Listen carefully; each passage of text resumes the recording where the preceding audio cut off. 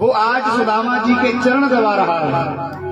और जो लक्ष्मी है जिसके सामने सभी संसार जो है हाथ फैलाता है, वो संसार की मालकिन लक्ष्मी मैया हवा कर रही है। अब धीरे धीरे करके सुदामा जी से पूछने लगे भगवान कृष्ण, अरे मित्र, बहुत दिनों में मिले हो, कुछ बताओ अपने बारे में। तुम्हें वो दिन याद है जब हम पढ़ते थे गुरुकुल में? अब मित्रों की बात को मित्र ही समझते हैं। अब एक दूसरे बात करके हंसने लगते, और रुक्मिणी जी सोचने लगी कि पता नहीं किस बात में हंस रहे हैं। भगवान कृष्ण बोले, मित्र सुदामा, तुम्हें वो दिन याद है जब जंगल में लकड़ियां बीनने के लिए गए थे? सुदामा जी बोले, हाँ मित्र, कितनी तेज बारिश भई। भगवान बोले, हाँ, तुम्हारे दांत भी कटकटा रहे थे। अब सुदामा जी समझ गए कि कछु और ही कोल खोल व्यवहारो है, तो प्रसंग ही बदल दिया। हाँ कन्हैया, वो समय कछु अलग हो। अब ऐसी इतनी बात करके खूब दोनों हंस ले, और रुक्मिणी के पल्ले कछु ना पड़े कि जंगल में गए थे, लकड़ी बीन रहे थे, बारिश भैया में हंसने की कौन सी बात है। लेकिन रुक्मिणी ने सोचा कि भाई बचपन के मित्र हैं, कोई बात होगी। बात करते करते भगवान ने पूछा, मित्र, तुम बचपन से ही बाबा बैरागियों जैसी बात करते थे, ब्याह किया कि नहीं किया? अब सुदामा जी बोले, हाँ भैया कन्हैया, ब्याह है गयो। तो भगवान बोले, मित्र, तुमने शादी कर ली और हमें ना बुलाए।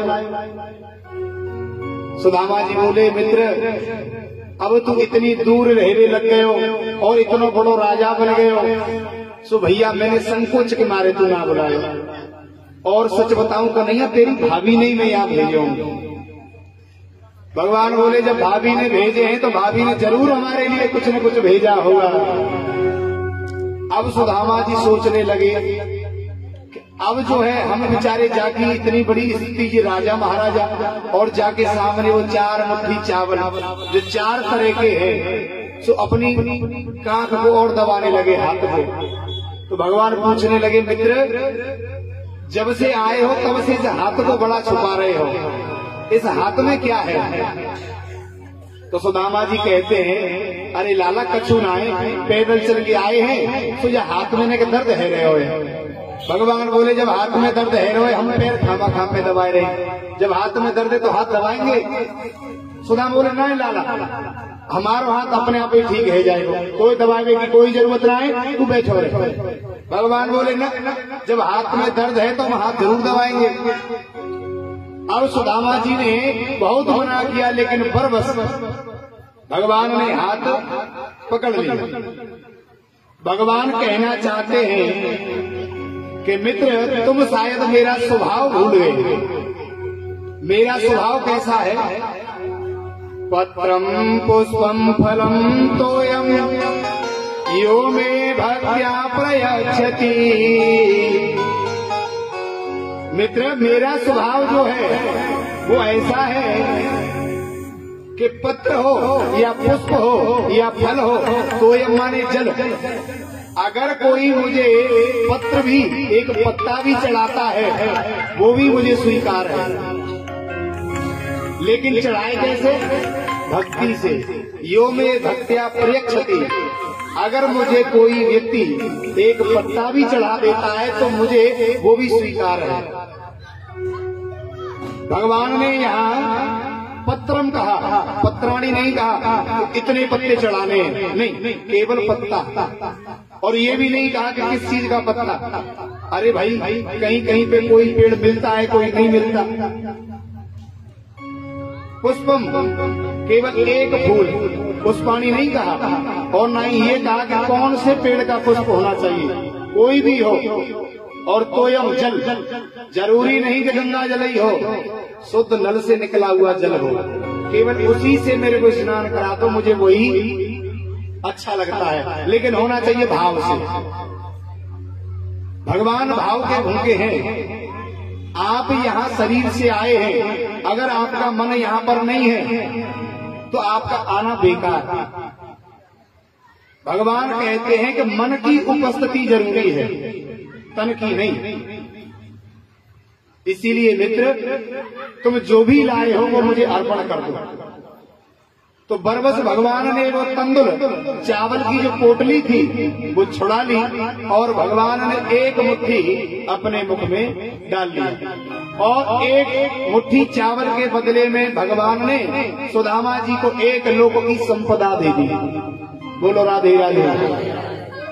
क्योंकि भगवान किसी का ऋणी होना नहीं चाहते।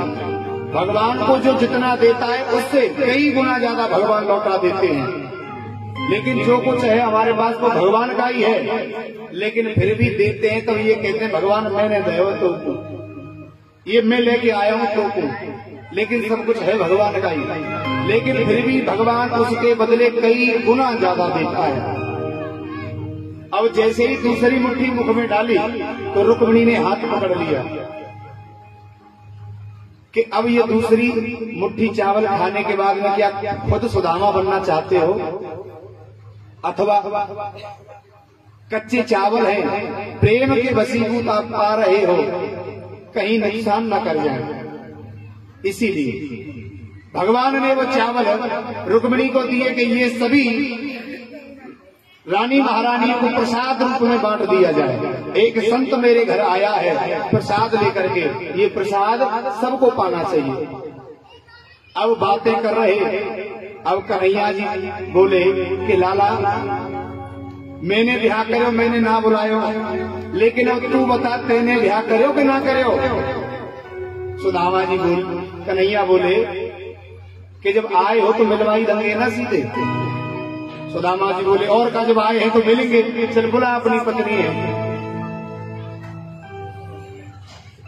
अब सुदामा जी बैठे और रुक्मिणी जी आई। रुक्मिणी का महाराज प्रणाम। भगवान बोले लाला जी को है, परिचय तो करवा। तो भगवान बोले जे बेई है। तो भगवान बोले सुदामा जी पुत्रवती भव, पति प्रिया भव, सौभाग्यवती भव। पीछे से कालिंदी आ गई। महाराज प्रणाम। लाला जी को है कि ये भी बेई है। अच्छा दो ब्याह कर रहे लाला, मैंने तो एक करो तो तू ना बुलायो, लेकिन तेने तो इतने ब्याह कर लिए। सुदामा जी आशीर्वाद दे रहे। पीछे से जो सत्य भाम आ गई। महाराज प्रणाम। लाला जी को है। भगवान बोले मित्र अब ये ना पूछो कौन है, जितनी भी आ रही है सब बेई हैं। कि लाला तो का 10-50 है कि वो अपने आप गिन ले, आशीर्वाद दे दे। सुदामा जी ने सोची 10-50 होंगी। सुदामा जी बोले बुलाए लाला सबन में। अब एक एक करके आती गई। भगवान सुदामा जो आशीर्वाद देते गए, पुत्रवती भव, पति प्रिया भव, सौभाग्यवती भव। अब भगवान सुदामा जी गिनते गए, 5000 संख्या पार हो गई। अब सुदामा जी को तो माथो ही चकरा गए। आशीर्वाद देते देते हाथ दुखन लागे। सुदामा जी बोले लाला अब कितनी बची है। भगवान बोले भाई तो आदि बनाए भाई। सुदामा जी बोले भैया लाला तेरी माया तू ही जाने, अब मेरे बस की बात ना है। भगवान बोले तो क्या घर में लड़ाई करवानी है, अब आदि को दे दो, आदि को ना तो आदि लड़ेंगी ना, सबको दे। सुदामा जी बोले लाला ऐसो कर, जे तेरी अर्धांगी तू इनको अर्धांग, तू ही सबरो इकट्ठो आप बोलते आशीर्वाद ले ले, सबको बट जाएगा। बोलो राधे राधे। भगवान कृष्ण ने ही साष्टांग प्रणाम किया और ऐसे ही दोनों मित्र जो है हंसते खेलते समय व्यतीत हुआ। अब सुदामा जी बोले लाला अब हमें चलना चाहिए, तेरी भाभी मेरा इंतजार कर रही होगी। बड़ी सीधी सच्ची है, जैसो नाम है वैसे ही गुण है, यथा नाम तथा गुण, सुशील है बेचारी। भगवान ने ज्यादा रोकने का आग्रह नहीं किया। सुदामा जी ने सोचा कि ज्यादा ना है तो एक सुशीला की काजी धोती दे दे तो बेचारी सुशीला खुश रह जाती, लेकिन भगवान ने कच्छु ना दे। अब चलते टाइम सुदामा जी को याद आया कि लाला तेरी भाभी ने एक समाचार कही कि हाँ मेरी भाभी ने कहा क्या गाली है कि लाला तेरी भाभी ने कही एक मास दोए पाख में तो एकादशी होए मेरे घर गोपाल जो नित्य एकादशी होए। अब भगवान ने इतना सुना तो भगवान ने अपने नेत्र बंद कर लिए। सुदामा जी ने सोचा कि मेरी या दयनीय दशाएं देख के विचारो द्रवित है गए हो, दुखी है गए हो। लेकिन भगवान ने आंखें बंद करके सीधे सुशीला जी को अपना जवाब दिया कि हैनी थी तो है गई पर अब ना ऐसी होए भावी तेरे भवन में नित्य द्वादशी होए।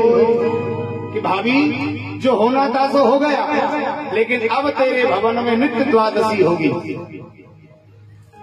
और सुदामा जी को भगवान छोड़ने आए तो यही सोचने लगे कि ज्यादा ना आए तो एक मेरी व सुशीला के काज धोती दे दे। लेकिन भगवान ने नहीं दया कछु, अपने हाथ से फूटी कौड़ी तक ना दी। लेकिन सुदामा जी कहते हैं कि मेरा मित्र इतना बड़ा राजा, लेकिन उसने फिर भी मुझे अपने गले से लगाया, इतना सम्मान किया। जब कोई मित्र बड़ा बन जाता है तो वो अपने छोटे मित्रों को भूल जाता है। लेकिन सुदामा गरीब थे, लेकिन भगवान के अनन्य भक्त थे। भगवान ने उसे हृदय से लगाया और सुदामा जी चल पड़े के लाला मैं जा रहे हूँ। भगवान बोले हाँ मेरी भाभी जी से राम राम जरूर कह दियो, और अब की बार अकेले आए, अब की बार भाभी जरूर लेके आइयो। कि जी कोई कहवे की बात है, ये तो मैं वैसे ही कह दूंगा, और कछु कहनी हो तो बताए कि ना बस यही कहनी, अब की बार अकेले आए भाभी लेके आइयो के।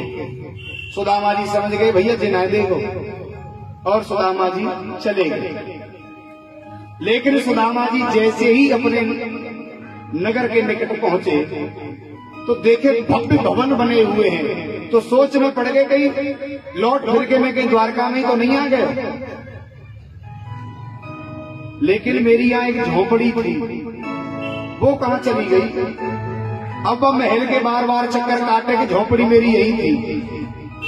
अरे झोपड़ी गई तो गई, लेकिन मेरी सुशीला कहाँ गई।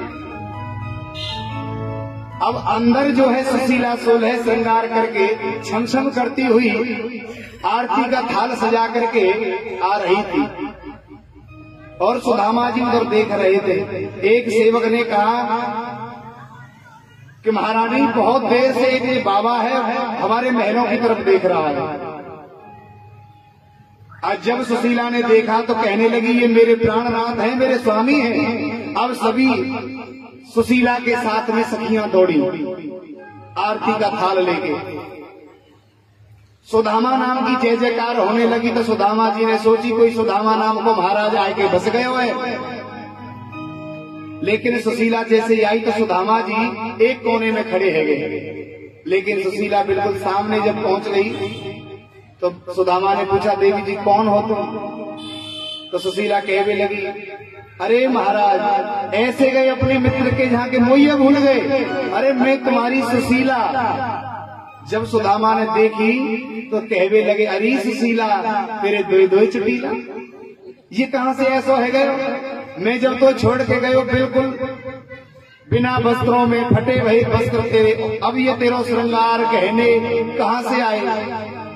तो सुशीला कहने लगी महाराज ये सब तुम्हारे वह मित्र की कृपा है, वह द्वारिकाधीश ने ये सब कुछ किया है। अब सुदामा जी सब समझ गए कि मेरा मित्र कितना दयालु है कि उसने मुझे प्रत्यक्ष में कुछ नहीं दिया।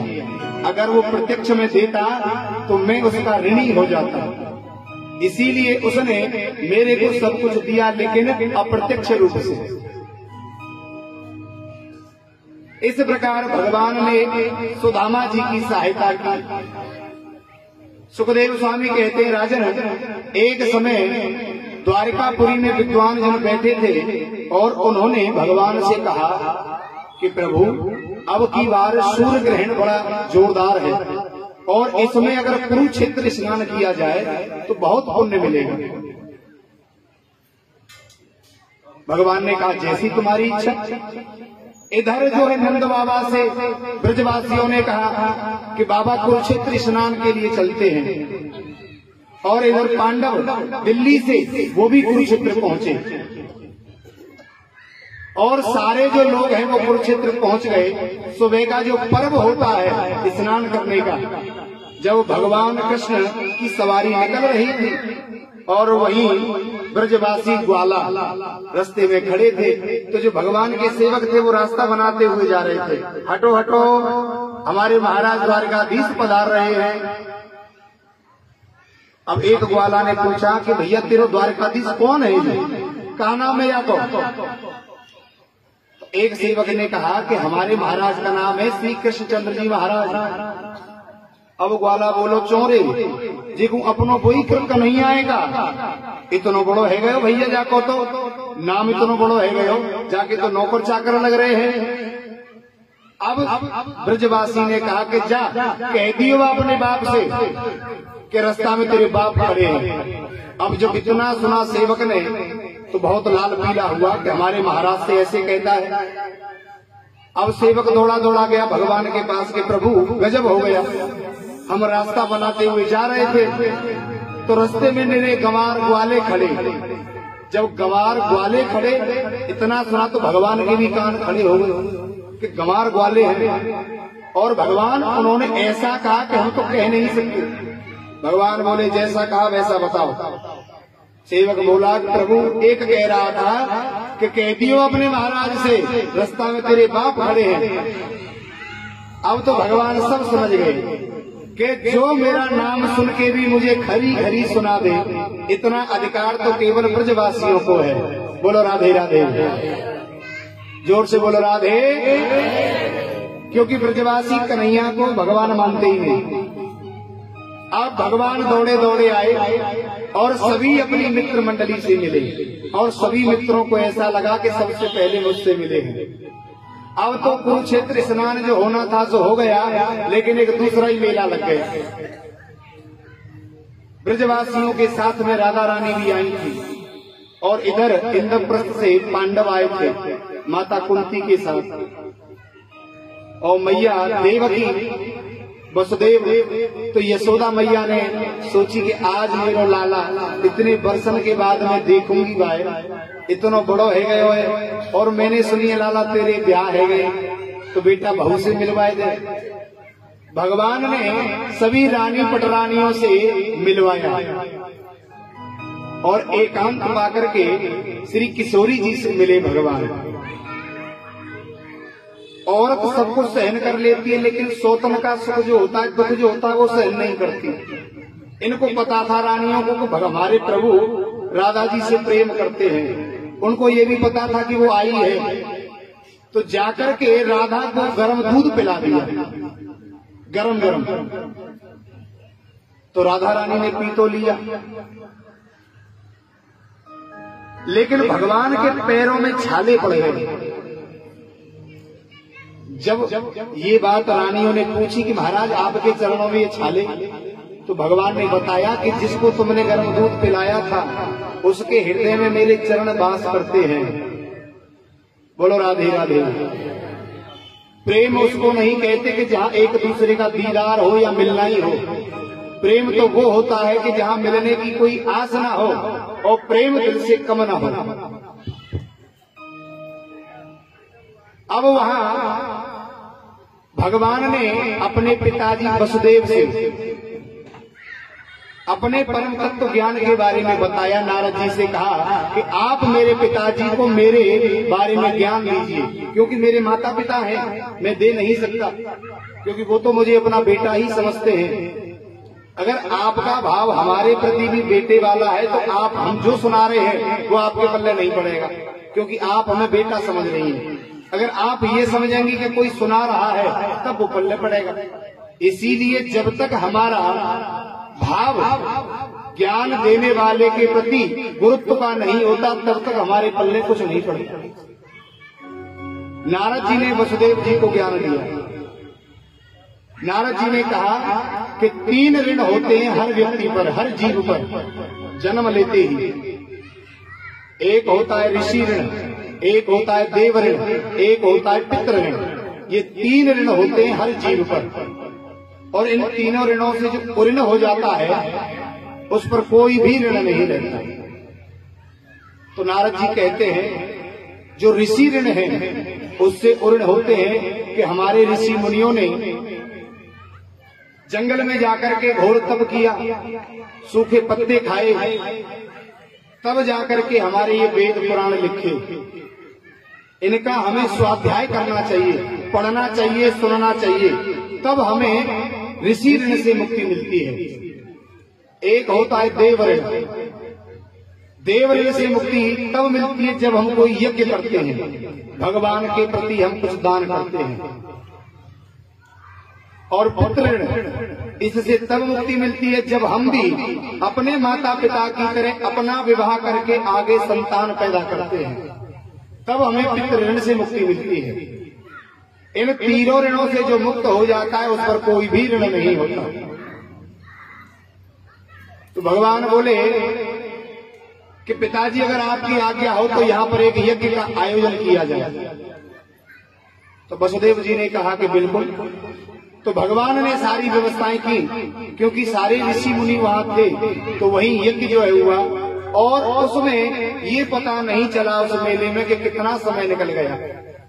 3 महीने जो है कब निकल गए पता नहीं चला। जब प्रभु को याद आया तो अपने अपने धाम को सभी लोग चले गए। बोलो राधे राधे। इस प्रकार जो है भगवान ने ये मनोरथ पूर्ण किया, क्योंकि भगवान अपने भक्तों के लिए सब कुछ करते हैं। अपने पिता वसुदेव और देवकी, एक दिन भगवान द्वारिका में अकेले थे, तो देवकी मैया ने कहा कि बेटा, जब हम कुरुक्षेत्र में थे तो सब तेरे को भगवान कह रहे थे। अगर तू सच में भगवान है तो मेरे जो बेटा जो तेरे मामा कंस ने मार दिए, मैंने जिनको ढंग से अपना स्तनपान भी नहीं कराया, अगर तू भगवान है तो उनको एक बार मुझसे मिलवा दे। तो भगवान ने कहा जैसी आपकी इच्छा माता जी। भगवान ने अपने पूर्वज, उनके बड़े भाई थे, माता के कहने पर अपने 6 भाई लेकर के आए और उन 6 भाइयों को अपनी माँ की गोद में रख दिया। अब मैया उन नन्हे नन्हे शिशुओं को देख करके रोने लगी कि मेरे छोटे छोटे बच्चे, क्योंकि माँ देवकी ने तो अपने बच्चों का प्यार देखा ही नहीं था। माँ के स्तनों में दुग्ध आ गया और मैया ने उनको दुग्ध पान कराया। दुग्ध पान कराने के बाद में वो बच्चे एक एक करके गायब हो गए। अब मैया ने कहा कि बेटा कन्हैया ये कहाँ जा रहे हैं? तो भगवान बोले मैया आपने केवल मिलने के लिए बोला था, मैंने आपको मिला दिया, क्योंकि ये अपने कर्म के अनुसार अपनी योनि में जाएंगे। हर व्यक्ति अपने कर्म के अनुसार जो है जाता है। बोलो राधे राधे। अब परीक्षित बोले महाराज एक बात और बताइए, हमारे दादी दादा का विवाह कैसे हुआ था? सुखदेव जी बोले राजन आज 7वां दिवस है और आज ही तुम्हें मरना है, लेकिन देखो तुम्हें मरने का भय बिल्कुल नहीं है। और क्या पूछ रहे हो कि हमारे दादी दादा का विवाह कैसे हुआ था? क्योंकि भगवान की जो कथा है वो हमें संसार से मुक्त कर देती है, हमें कोई भय नहीं रहता। तो सुखदेव स्वामी कहते हैं कि सुनो, भगवान कृष्ण की बहन थी सुभद्रा, जो तुम्हारी दादी थी, और तुम्हारे दादा अर्जुन। सुभद्रा जो है अर्जुन से प्रेम करती थी, और लेकिन दाऊ जी अपना इनका चेला था दुर्योधन, उससे विवाह कराना चाहते थे। दुर्योधन ने दाऊ जी से गदा युद्ध सीखा था, इसीलिए वो चेला था। अब एक दिन भगवान ने सोचा कि दाऊ जी तो मानेंगे नहीं क्योंकि हम छोटे हैं, इसीलिए अर्जुन के पास गए और अर्जुन से कहा कि तुम हमारी द्वारकापुरी में आओ साधु भेष बना करके। अब ये तो भगवान जैसे नचाना चाहते थे वैसे नाचते थे, अब अर्जुन ने एक साधु का भेष बनाया और द्वारकापुरी में आ गए। प्राय सभी को जानते थे द्वारका में, क्योंकि आते जाते रहते थे। अब ये वहां बैठ गए बाहर किसी वृक्ष के नीचे। अब जो कोई भी आता उसे नाम लेके बुलाते कि तेरा नाम ये है, तेरा घर वहां है। अब तो जय जयकार होने लगी कि बाबा बहुत पहुंचे हुए हैं। अब ये जो बात है दाऊ दादा के कानों में पड़ी कि कोई साधु महात्मा आए हैं और बहुत पहुंचे हुए हैं। दाऊ दादाजी गए। अब दाऊ जी को आते देखकर अर्जुन घबरा गए। अगर इनको पता चला तो ये मुझे नहीं छोड़ेंगे। लेकिन फिर भी बैठे रहे। दाऊ दादा ने प्रणाम किया, महाराज प्रणाम। तो कहने लगे आयुष्मान भव, तुम्हारा नाम बलराम है। अब तो दाऊ जी सोचने लगे हाँ भैया बहुत पहुंचे भाई महाराज हैं। अब ऐसे ही वार्तालाप होती रही तो दाऊ जी ने कहा कि महाराज अगर आप बुरा ना माने तो आज जो भोजन है आपका हमारे घर पर करिएगा। अब इसने पहले त्याग दिखाया कि हम जाते तो किसी के यहाँ नहीं है, लेकिन तुम्हारा प्रेम देख करके हमसे मना करते भी नहीं बन रहा, आ जाएंगे।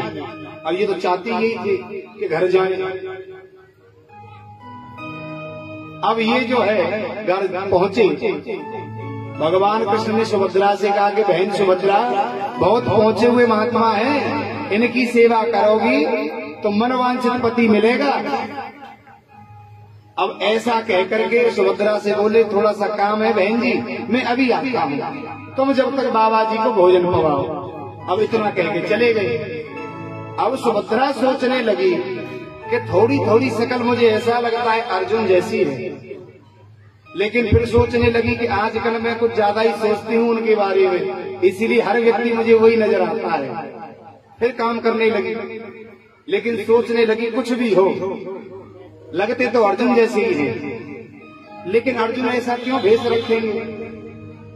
लेकिन फिर चुपके से नाम लिया, अरे अर्जुन। अर्जुन ने इधर उधर देखा, सोई समझ गई सुभद्रा के अर्जुन ही है। क्योंकि अगर किसी व्यक्ति का अगर आप नाम लेते हैं, अगर उसका वो नाम होता है तो वो जरूर बोल जाता है कि हाँ भैया। अब पास में आई और बोली कि ये बाबा भैरविया बने क्यों घूम रहे हो महाराज। अर्जुन बोले सारे पापड़ तुम्हारे लिए बेल रहे हैं देवी। अब कहा सुभद्रा ने कि अब ऐसा करो, कल हम पूजन करने के लिए आएंगे मंदिर में और वहाँ पर तुम आ जाना, वहाँ पर कोई नहीं होगा और वहीं से ले जाना हमें। बोलो राधे राधे। अर्जुन भोजन पाके चले गए। अब दूसरा दिन हुआ, सुभद्रा अपनी सखियों के साथ में माँ कात्यायनी का पूजन करने के लिए पहुंची। अब अर्जुन वहां पहले से मौजूद थे। अर्जुन को देख करके सुभद्रा चली और अर्जुन ने हाथ पकड़ा और रथ में बिठाया और ले गए। अब तो जो साथ में जो पहरेदार गए थे वो कहने लगे ले गो ले गो ले गो। अब ये बात दाऊ जी को बताई कि जो कल हमारे यहाँ बाबा भोजन पे आए थे वो हमारी बहन जी को भगा ले गए। अब दाऊ दादा बहुत गुस्से में, ये दुष्ट बाबा पाखंडी हमारी बहन को ही भगा ले गया, मैं इसे जीवित नहीं छोड़ूंगा। अब दाऊ दादा पीछे कृष्ण रास्ते में मिले। दाऊ जी ने बोला अरे कृष्ण तुमने सुना जो कल भोजन के लिए बाबा आए थे वो हमारी बहन जी को भगा ले गए। कन्हैया बोले हाँ भैया सुना तो मैंने भी है। दाऊ जी बोले तुम कैसे भाई हो, हाथ पे हाथ रखे बैठे हो।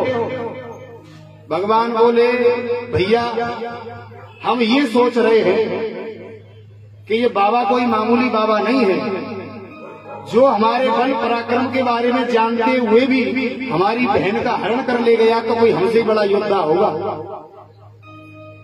अगर उसने हमें युद्ध में हरा दिया तो ना कट जाएगी भैया। दाऊ जी बोले तू पता नहीं क्या ऊटपटांग सोचता रहता है, तू सोच जब तक मैं उसका काम तमाम करके आता हूँ। भगवान बोले हम भी पीछे नहीं, हम भी आपके साथ हैं, चलो। भगवान ने भी साथ हो ली।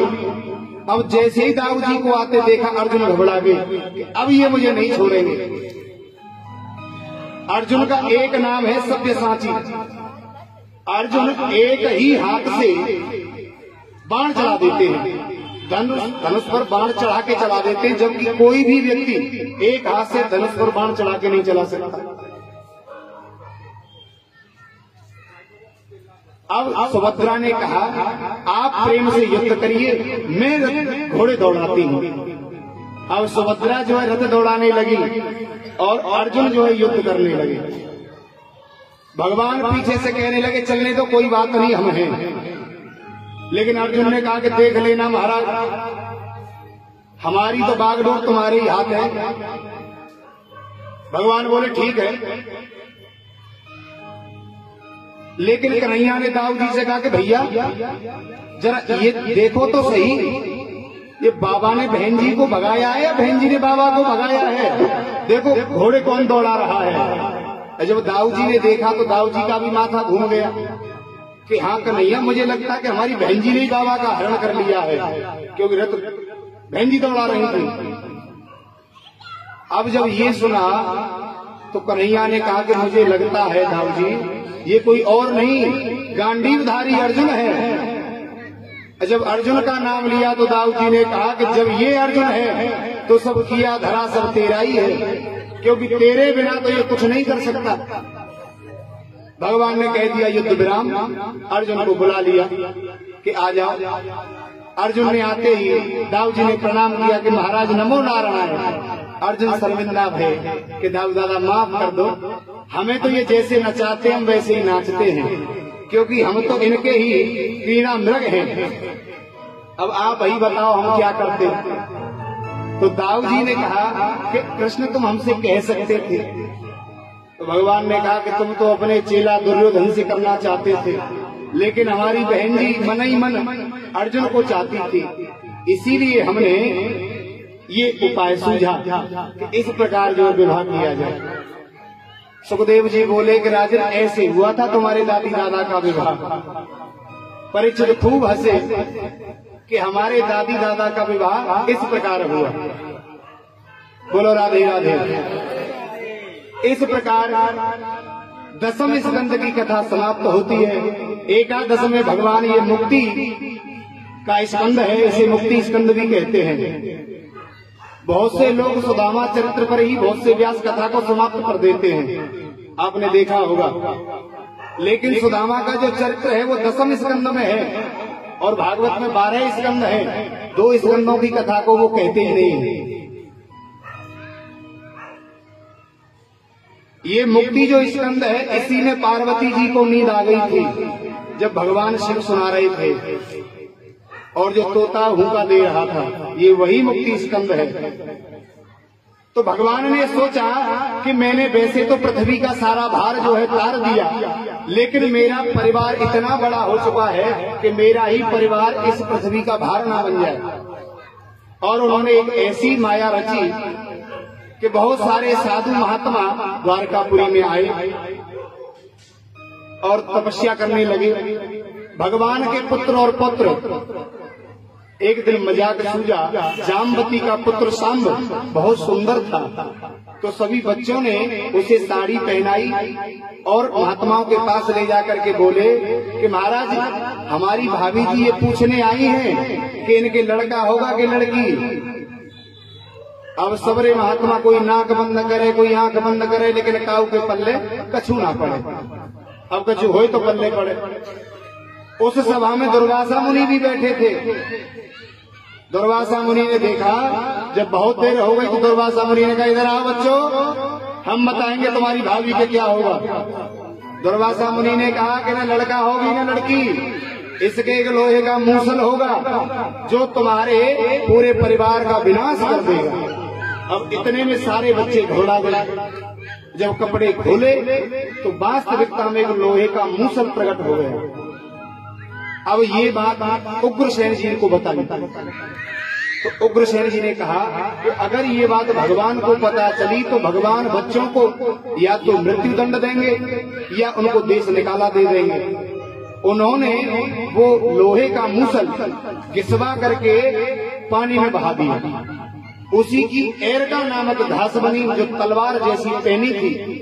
एक दिन यदुवंशियों ने मदिरा पान किया और आपस में ही लड़ भिड़ के सारे मारे गए। 2-4 बचे एक बार अर्जुन द्वारकापुरी में बैठे थे, वहां पर एक पंडित जी रोते रोते आए और भगवान को गाली देने लगे। वो पंडित, अर्जुन को बड़ा क्रोध आया कि हमारे सामने हमारे प्रभु को उल्टा सीधा बोलता है। तो पंडित बोला कि जब राजा पाप करता है तो प्रजा को कष्ट होता है, और तुम्हारे होते हुए मेरे 10-10 बेटे मारे गए, इसका मतलब तुम पाप कर्म करते हो। जब राजा पाप करता है तो प्रजा में कष्ट पैदा होता है, भुखमरी होती है, और जब बाप गलत कर्म करता है तो उसके सामने उसकी संतान दुख पाती है, उसके बेटे मरते हैं। तो अर्जुन ने कहा कि अब की बार तेरा ब्राह्मण जो बच्चा होगा उसकी रक्षा मैं करूंगा, मैं तुम्हें वचन देता हूं। तो ब्राह्मण ने कहा, अरे अर्जुन, हमारी द्वारकापुरी में ऐसे ऐसे बलशाली वीर हैं, जब वो कुछ ना कर सके तो तू क्या कर लेगा? अर्जुन बोला, मुझे क्या कृष्ण बलराम समझते हो? मैं त्रिलोकी में प्रसिद्ध हूँ, मेरा गांडीव, मेरा धनुष डंका बजता है। मैं तुम्हें वचन देता हूँ कि मैं तुम्हारे बच्चे की रक्षा करूंगा, अगर नहीं कर पाया तो मैं आत्मदाह कर लूंगा, ऐसा बोल दिया। और जब अब की बार बच्चा होने को आया तो वो ब्राह्मण अर्जुन को बुलाने आया। अर्जुन ने पूरे घर को बाणों से ऐसे बेध दिया अंदर की हवा बाहर और बाहर की अंदर न जा पाए। बच्चा सकुशल हुआ, बच्चे की रोने की आवाज आई, लेकिन जैसे ही अर्जुन और ब्राह्मण अंदर गए तो बच्चा सशरीर गायब था। पहले तो बच्चे का मृत शरीर रह जाता था, लेकिन अब की बार तो सशरीर ही गायब था। अर्जुन ने खूब ढूंढा लेकिन वो बच्चा नहीं मिला। अब अर्जुन परेशान होकर के अपने लिए चिता बना ली, आत्मदाह करने के लिए जा रहा था, क्योंकि उसने वचन दिया था, क्षत्रिय था। भगवान कृष्ण ने कहा, भैया सती होती तो बहुत देखी, अब तू कौन के संग सता है रो? अर्जुन ने कहा कि प्रभु आपको मजाक लग रहा है और मेरे प्राणों का संकट है। मैंने वचन दिया था ब्राह्मण को और मैं उसके बच्चे की रक्षा न कर सका, इसीलिए मैं क्षत्रिय हूँ और अपना आत्मदाह जरूर करूंगा। तो भगवान ने कहा, एक बार हमारे साथ भी चलो। भगवान अपने साथ ले गए। भगवान लोकालोक पर्वत को भी लांग गए, जहाँ सूर्य का भी प्रकाश नहीं जाता, और भगवान के रथ का जो घोड़े थे वो भी चौंधे आ गए, उनको कुछ दिखाई नहीं दिया। भगवान ने अपना सुदर्शन चक्र आगे आगे अपने रथ से दौड़ाया और उसके प्रकाश में घोड़े दौड़ते गए, और एक दिव्य महापुरुष मिला जिसको भगवान ने प्रणाम किया, अर्जुन ने भी किया। वो भौम पुरुष ने कहा कि तुम दोनों नर नारायण हो और मैंने ही उन बच्चों को चुराया है। अब तुम्हारी पृथ्वी पर जो लीला थी वो पूरी संपन्न हो चुकी है। अब धराधाम से आप अपने धाम को वापस आ जाओ, इसीलिए मैंने ये लीला की थी। और उस भौम पुरुष ने उस ब्राह्मण के सारे बालकों को लौटा दिया। अर्जुन ने आकर के ब्राह्मण के बच्चों को दिया और ब्राह्मण ने खुश होकर के आशीर्वाद दिया। भगवान ने 125 वर्ष 125 वर्ष तक इस धराधाम पर राज्य किया। उसके बाद में लीला स्मरण करने के बाद में वो परम धाम को चले गए। एक दिन उसी एरका नामक जो घास जो बनी थी, उसी की एक बहेलिया ने एक बाण बनाया। भगवान जो है एक वृक्ष के नीचे पैर पर पैर रखकर बैठे थे, तो उसने मृग समझ लिया और भगवान के ऊपर ही बाण चला दिया। और भगवान जब उसे पता चला तो भगवान से क्षमा मांगी। भगवान ने कहा, ये सब मेरे ही कृपा से हुआ है, मैं चाहता था वही हुआ। और बहेलिया को परम धाम भेजा और भगवान का वो तेज पुंज बहुत प्रकाश में होकर के सभी देवतागण स्तुति करने लगे, और वो प्रकाश कहाँ चला गया किसी को नहीं पता चला। सुखदेव स्वामी कहते हैं, राजन यदुवंश में एक यदु महाराज हुए हैं, जो एक बार घूमते हुए जा रहे थे। रास्ते में एक हट्टा मोटा तगड़ा एक बाबा रास्ते में पड़ा था, तो पूछ लिया यदु महाराज ने कि महाराज तुम कौन हो, और आपके चेहरे की मुस्कुराहट बता रही है कि जो सुख हमें महलों में नहीं मिलता वो सुख आपको यहाँ मिल रहा है।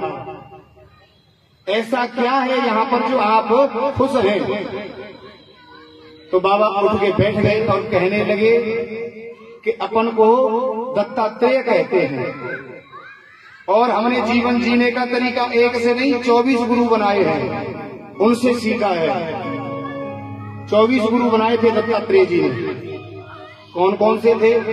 पृथ्वी वायुराकाशो आपोग्नि चंद्रमा रवि कपोतो अजगर सिंधु पतंगो मधुकृत राज मधुहा हरिणो मीना पिंगला कुररोर्वक कुमारी सरकृत सर्प पूर्णनाभि सुपेस्कृत। दत्तात्रेय जी कहते हैं कि हमने पृथ्वी को भी गुरु बनाया, और इस पृथ्वी को गुरु बना करके हमने सीखा कि इस पृथ्वी में हम गड्ढे खोदते हैं, लेकिन पृथ्वी कुछ नहीं कहती। ये शरीर जो है पंच भौतिक शरीर है, ये 5 चीजों से बना है, और ये शरीर का जो भाग है ये इस पृथ्वी का ही भाग है। हमारे अगर शरीर में कोई मच्छर मक्खी बैठ जाए तो हम उसे मार देते हैं, लेकिन पृथ्वी तो कुछ नहीं कहती। पृथ्वी का एक नाम है क्षमा, सबको क्षमा करती है। इसीलिए हमने पृथ्वी से ये सीखा कि कोई कुछ भी करे लेकिन हमें उसे क्षमा कर देना चाहिए। वायु, हमने वायु को भी अपना गुरु बनाया, और इससे हमने सीखा कि सुगंध आए या दुर्गंध वायु समगति से बहती है। अब ऐसा तो है नहीं कि यहाँ सुगंध आ रही है हवा यहीं चलेगी, जहाँ बदबू आ रही है हवा वहां भी चलेगी। इसीलिए हमने हवा से सीखा समय कैसा भी हो निरंतर हमें चलते ही रहना चाहिए। हमने इस अग्नि को भी गुरु बनाया, अग्नि से हमने सीखा अग्नि में अच्छा हो या बुरा हो वो हर किसी को अपने में समा लेती है। ऐसे ही हमें व्यक्ति के अंदर अगर कोई गुण नजर आता है तो गुण हमें ग्रहण कर लेना चाहिए, और जो अवगुण है वो त्याग देना चाहिए। हमने आकाश को भी गुरु बनाया, और आकाश से हमने सीखा आकाश इतना विशाल है, ऐसे ही आत्मा का स्वरूप भी विशाल होता है, और हमें इस आकाश के नीचे इस प्रकार विचरण करना चाहिए जैसे सब हमारे हैं और हम सबके हैं। जैसे हम चलते हैं जहाँ भी आकाश हमें वहीं नजर आता है। अब ऐसा तो है नहीं कि हमारे ऊपर यहीं पे आकाश है, वहाँ चले जाएंगे तो वहाँ भी हमें आकाश मिलेगा। हमने एक लड़की को भी गुरु बनाया, उससे हमने सीखा कि एक बार उस लड़की को देखने के लिए उसके ससुर साहब आए। उस लड़की ने 8 चूड़ियां पहन रखी थी, और ससुर साहब ने कहा कि बेटी हमें चावल खाने हैं, और घर में चावल थे नहीं। तो उस लड़की ने सोचा कि क्यों ना धान कूट लूं और चावल निकाल के तुरंत बना दूंगी। तो जैसे ही वो चावल धान कूटने लगी तो वो कंगन बजने लगे। तो उसने 2 उतार दिए, लेकिन फिर भी बजने लगे। जब एक एक कंगन रह गया तो बजना बंद हो गया।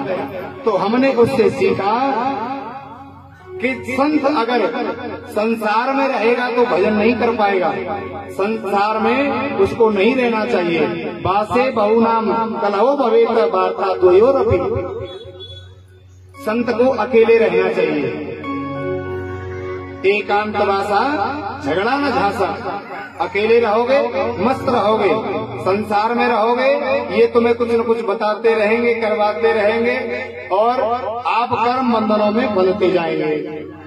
अगर चाहते हो कि कर्म बंधन से मुक्त हो जाए, एकांत वासा झगड़ा न झांसा। हमने एक अजगर को भी गुरु बनाया, हमने उससे सीखा अजगर जो होता है बहुत विशाल होता है, बहुत बड़ा होता है, वो खिसक भी नहीं पाता। उसके सामने जो भी आ जाता है वो उसी को खा जाता है, ईंट पत्थर कंकड़ जो भी आ जाए। तो हमने उससे सीखा अगर मिल जाए तो ठीक, ना मिले तो ठीक।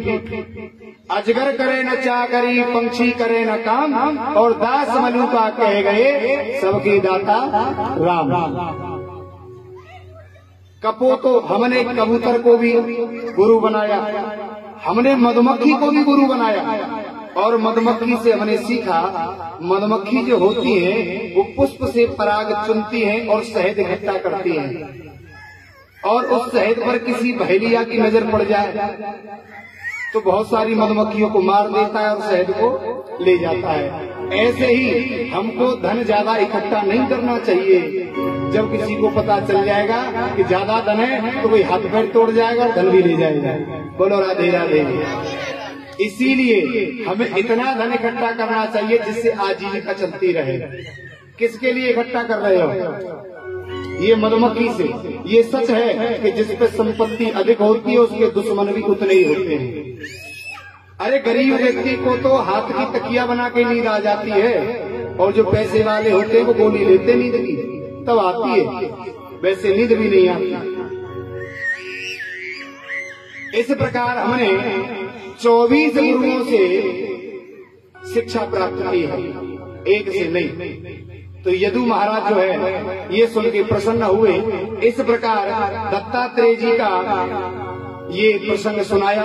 भगवान ने जाने से पहले अपने मित्र प्रिय सखा उद्धव जी को बुलाया और उद्धव जी से कहा कि मेरा जो तत्व ज्ञान है वो आप जान लो।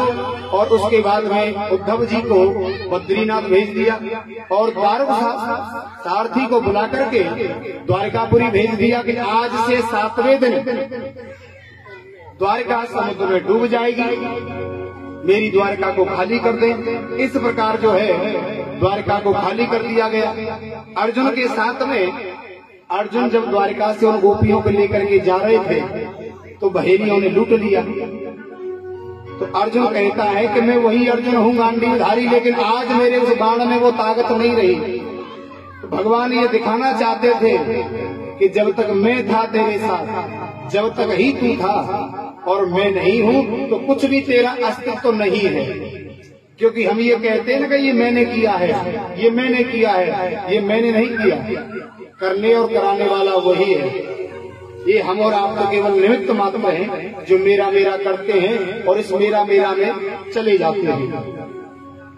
इसी के साथ में 11 स्कंद समाप्त होता है। 12 स्कंद में सुखदेव जी ने कलयुग का वर्णन किया। दाम्पत्ये विरुचिर हेतुर मायेव व्यवहारिके स्त्रीत्वे पुनस्त्वे च हेरतिर्विप्रत्वे सूत्रमेव च। इस कलिकाल में केवल जो जिसको पसंद कर लेगा ये विवाह का स्वरूप रह जाएगा। ना तो कोई जाति देखेगा, ना कोई वर्ण देखेगा, जिसको जो पसंद है वो उसी के गले में माला डाल देगा। ये विवाह रह जाएंगे। और ब्राह्मण केवल पंडित ये कहेंगे हमने जनेऊ पहन रखा है इसीलिए पंडित हैं। ना तो गोत्र का मालूम है ना प्रवर का मालूम है, केवल जनेऊ धारण और तिलक लगा के कहेंगे हम पंडित हैं। और कलयुग में स्त्री जाति की विशेष मान्यता रहेगी, पुरुष वर्ग की कोई मानेगा नहीं। और जो पाखंडी होगा उसकी पूजा होगी। बड़े बड़े डकैत इस सत्ता के अधिकारी बनेंगे जो जनता को लूटेंगे, खाएंगे। और जो स्त्री उल्टा होगी वो अपने आप को पतिव्रता कहेगी कि मैं पतिव्रता हूँ। और जो पतिव्रता होगी उनकी तो कोई गिनती ही नहीं रहेगा, क्योंकि जो सही आदमी होता है उसकी तो कोई मानता ही नहीं।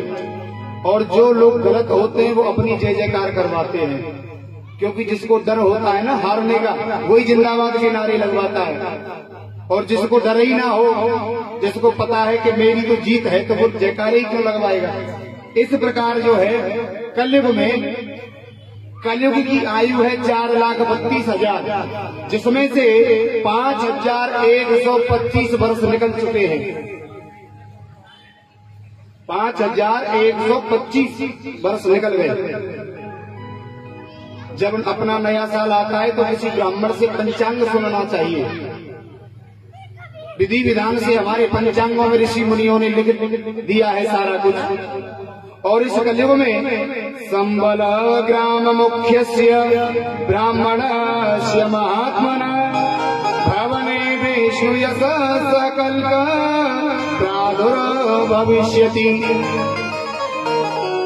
इस कलयुग में संभल नामक तहसील में मुरादाबाद जिले में विष्णु यश ब्राह्मण के घर कल के अवतार होगा। जब इस कलयुग की केवल 800 वर्ष शेष रह जाएंगे तब, और भगवान का श्वेत घोड़ा होगा और भगवान का स्वरूप एकदम काला होगा, क्योंकि इस समय मरु और देवापी राजा जो कलापक ग्राम में तपस्यारत हैं, उनके यहाँ वही विष्णु यश नामक ब्राह्मण बनेंगे और उन्हीं के बाद में सतयुग का प्रारंभ हो जाएगा। अब परीक्षित जी कहने लगे कि महाराज अब आप चले जाएंगे और आज ही तो मेरे को मरना है, अब तक्षक आएगा और मुझे काट लेगा। तो सुखदेव जी डांट करके बोले, तुम तू राजन मर्ष्यति पशु बुद्धि मीमांस जही, तू मरेगा ये तो तेरी पशुओं जैसी बुद्धि है, क्योंकि ना तो ये शरीर तेरा है और ना तू ये शरीर है। अरे इस शरीर का नाश होगा, तेरा नहीं, तू आत्मा है और आत्मा अविनाशी होती है। राजन आत्मा का किसी भी काल में कभी भी विनाश नहीं होता है, इसीलिए ये बात तो छोड़ दे कि तुझे मरना है। फिर कहने लगे परीक्षित, अहम ब्रह्मा परम, मैं ब्रह्म हूँ, मैं जान गया, आपने जो ज्ञान दिया है उससे मेरे को भगवान की प्राप्ति हुई। इतने में सुखदेव स्वामी चले गए। सुखदेव स्वामी का पूजन किया परीक्षित ने, और तक्षक जो नाग था वो छद्म भेष में आया, भेष बदल के, और उसने परीक्षित को डस लिया।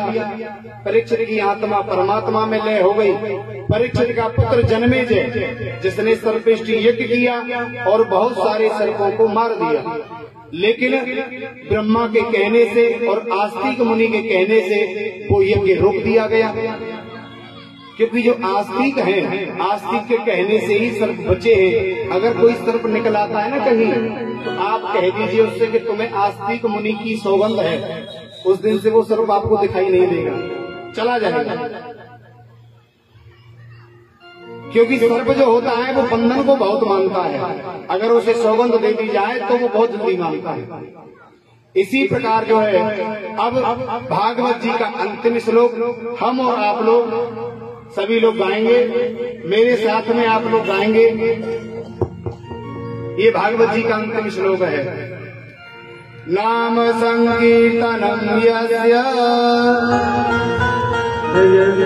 नाम संकीर्तनम यस्य, नाम संकीर्तनम यस्य, सर्व पाप प्रणाशनम, सर्व पाप प्रणाशनम, प्रणामो दुख समन, प्रणामो दुख समन, तम नमामि हरिं परम, समहमामि हरिं परम।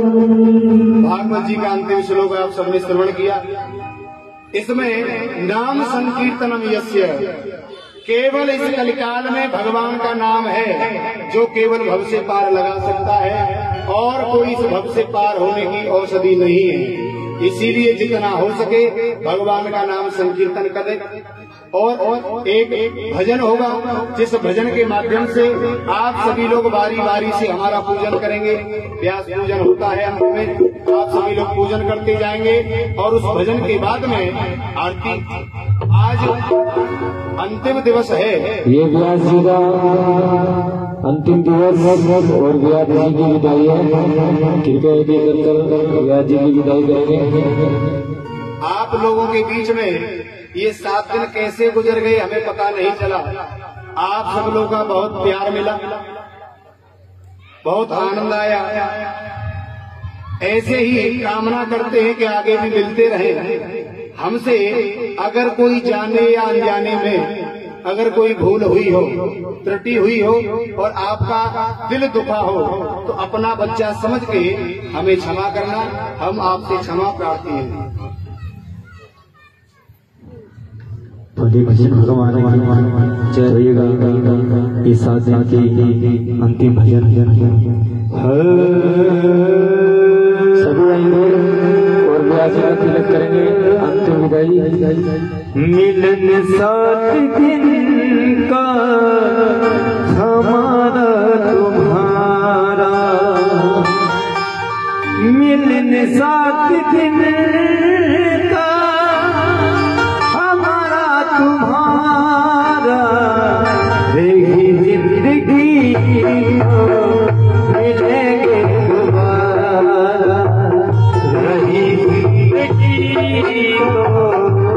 मिलेंगे दोबारा, मिलन साथ दिन का हमारा तुम्हारा, मिलन साथ दिन का हमारा तुम्हारा, रही जिंदगी तो मिलेंगे दोबारा, रही जिंदगी तो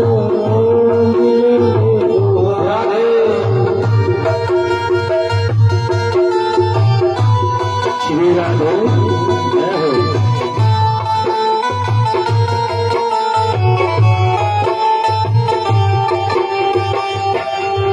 अरमानों के दीप जले हैं, अरमानों के दीप जले हैं, हमको सच्चे भक्त मिले हैं, हमको सच्चे भक्त मिले हैं, अरमानों के दीप जले हैं, हमको सच्चे भक्त मिले हैं, फिर कब मिलेगा ऐसा नजारा, फिर कब मिलेगा ऐसा नजारा, मिलन साथ दिन का हमारा तुम्हारा, मिलन साथ दिन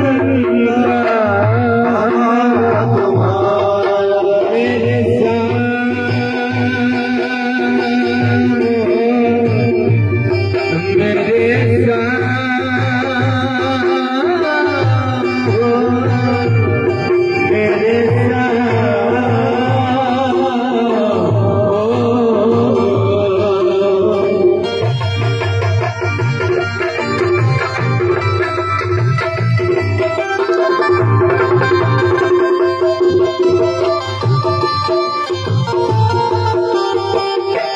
सब भक्तों से मेरा कहना,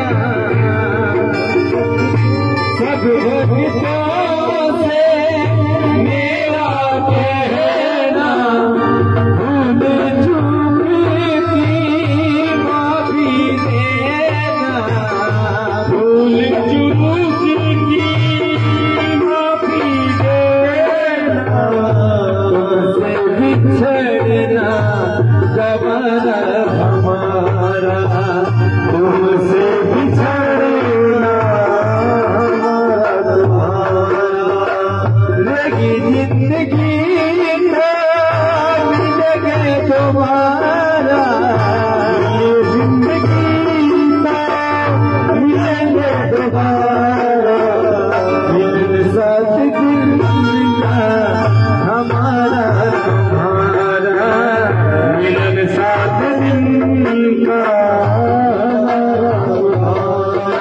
कन्हैया गो कन्हैया गो कन्हैया गो कन्हैया गो कन्हैया गो कन्हैया गो कन्हैया गो कन्हैया।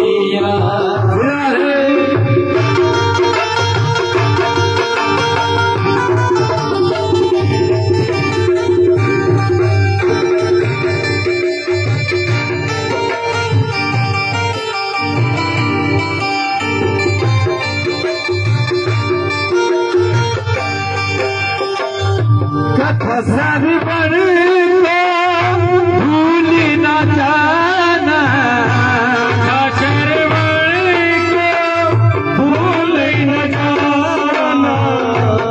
चरणों में ध्यान लगाना, प्रभु चरणों में ध्यान लगाना, कथा सरवण को भूल न जाना, प्रभु चरणों में ध्यान लगाना, इसी से बनेगा मुकद्दर तुम्हारा, इससे बनेगा मुकद्दर तुम्हारा, इसी से बनेगा मुकद्दर तुम्हारा, इसी से बनेगा मुकद्दर तुम्हारा, मिलन साथ जिंदा हमारा तुम्हारा, मिलन साथ जिंदा हमारा तुम्हारा, मेरे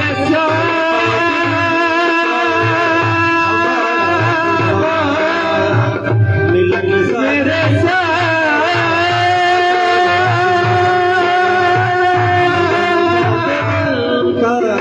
मेरे मेरे कन्हैया, मेरे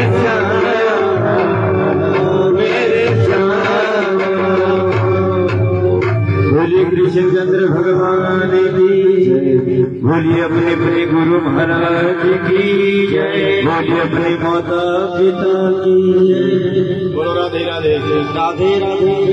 सभी माता बहनों से और हमारे ताऊ चाचा जो भी है सबसे एक विशेष सूचना, कल प्रातःकाल हवन होगा 8 बजे, आप सभी लोग पधारें। 8 बजे हवन प्रारंभ हो जाएगा। आप ज्यादा से ज्यादा संख्या में आए, क्योंकि आपने 7 दिन तक कथा श्रवण की। आप सभी लोग आए, हवन में सम्मिलित हो। और आपसे एक मेरा अनुरोध है सबसे कि हमारे नाम से YouTube चैनल है, श्री मुकेश दीक्षित जी महाराज के नाम से।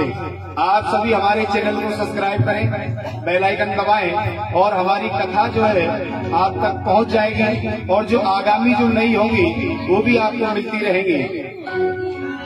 आप हमारे चैनल को ज्यादा से ज्यादा सब्सक्राइब करें। आप सभी लोग खड़े हो जाएं आरती के लिए। कल जो है आरती